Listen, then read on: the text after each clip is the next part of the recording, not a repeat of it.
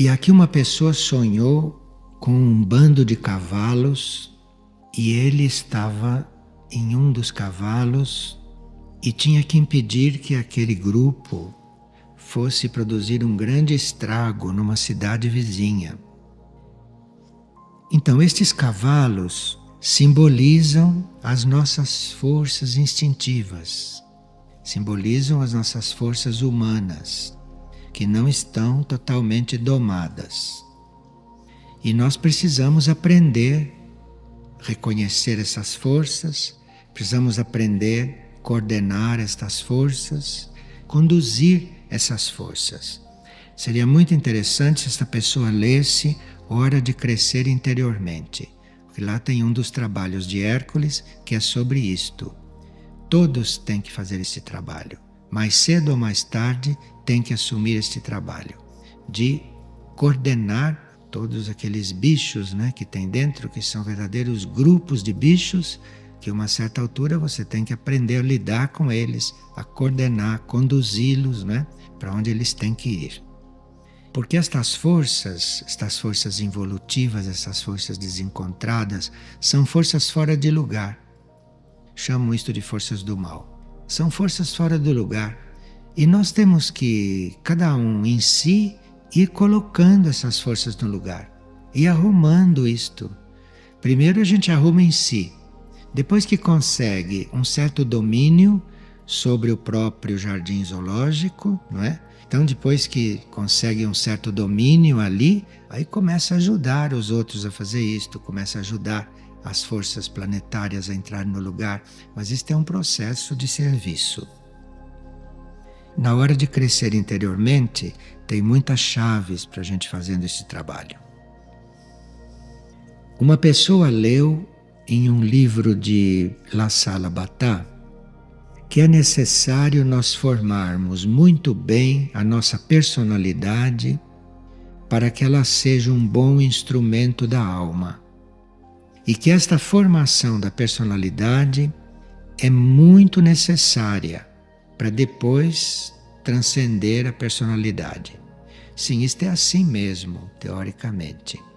Agora, o fato do trabalho sobre a personalidade não estar muito avançado, porque totalmente preparada a personalidade nunca vai estar, porque quando ela for absorvida, ela ainda tinha os seus defeitozinhos, não é? Não existe personalidade perfeita. Então, esta personalidade está sendo trabalhada. Agora, nem por isso você vai deixar de ser instrumento da alma, mesmo parcialmente. A alma, sempre que pode, se introduz nos nossos corpos. Sempre que há uma possibilidade da alma se manifestar, ela se manifesta. É claro que uma personalidade que esteja menos preparada, esta alma vai poder fluir menos. Agora, se a personalidade está mais preparada, a alma vai poder estar mais presente. Em algum outro lugar do livro, isto deve ter ficado claro.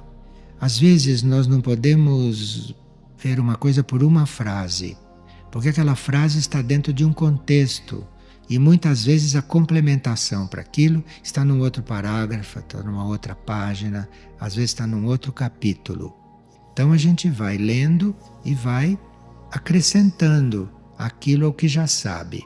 E de repente precisa dar um balanço, precisa justapor coisas para ver se não falta algum dado.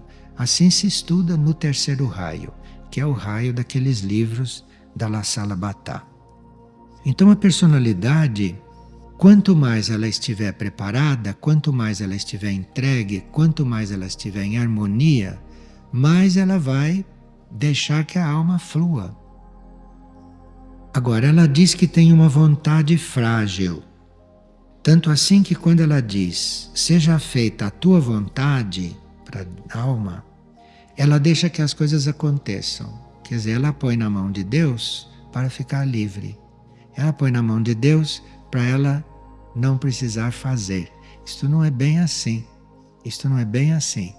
Você coloca nas mãos de Deus aquilo que você realmente não conseguiu. depois de você ter tentado tudo. Você tentou tudo, você fez tudo o que era possível. Chega uma hora que você diz: bom, aqui eu não tenho mais nada para fazer e precisa mais. Aí é que você apela. Você não vai apelar para uma coisa que você mesma pode resolver. Isto não é honesto com as forças superiores. E nem as forças superiores vão poder responder a isso. Porque as forças superiores vivem leis, são leis. As forças superiores não são seres humanos, que são como as bananeiras que pendem para onde o vento sopra. As forças superiores são leis. Então você só vai apelar, só vai chamar as forças superiores quando você já esgotou todos os seus recursos humanos, quando você já fez tudo o que te cabia fazer. Aí você vai apelar. Porque aí você vai ter a oportunidade de contatar uma força superior. Aí vai ser a sua oportunidade de encontrar uma força superior. Mas antes disso você precisa fazer tudo o que está ao seu alcance. Então deixar que as coisas aconteçam assim, isto é uma espécie de fuga das próprias responsabilidades. Uma espécie de fuga das próprias tarefas.